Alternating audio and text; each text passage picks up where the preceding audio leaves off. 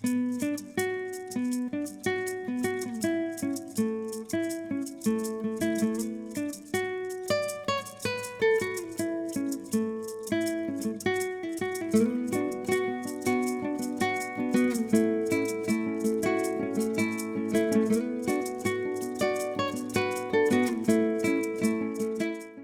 buildings actually have been here for quite a while. So we're talking, 1850s mercantiles, multiple families, Pearl Deep, many influential people actually operated or lived in these structures. But when we get to the story of the state opening a historic site, it starts with J. Paul Taylor, Mary Daniels Taylor, and their children.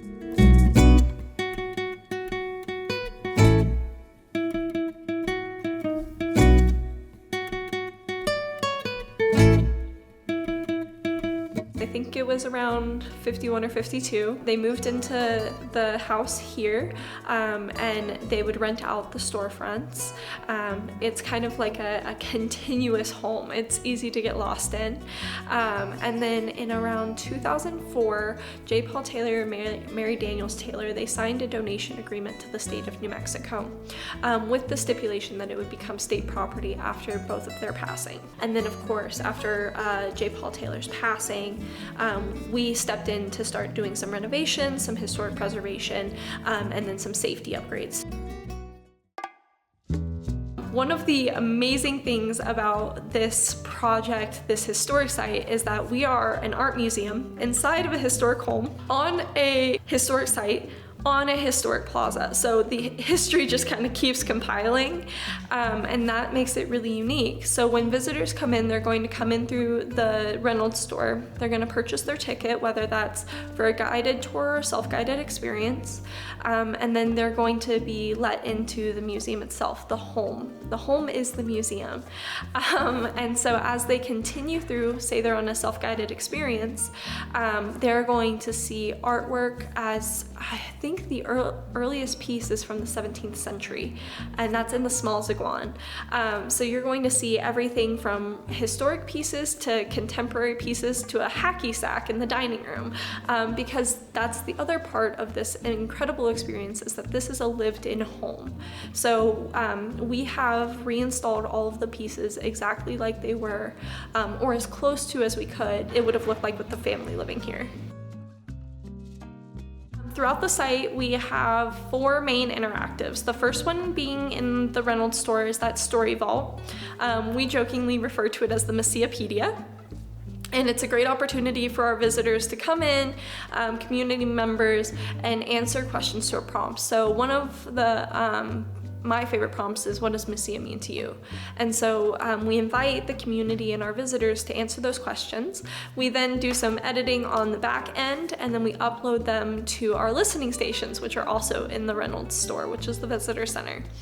And there people can put on the headphones and they can listen to community members and other oral histories talk about everything from what Messia means to them, to agriculture, and so much more.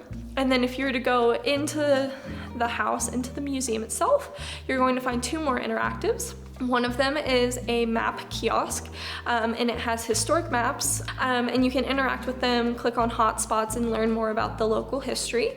And then the other interactive that you'll find inside, it's in the Sala Grande, is going to be the architecture kiosk, and it's going to highlight key architectural features that you would find in the borderlands, the Southwest, and here in Mesilla.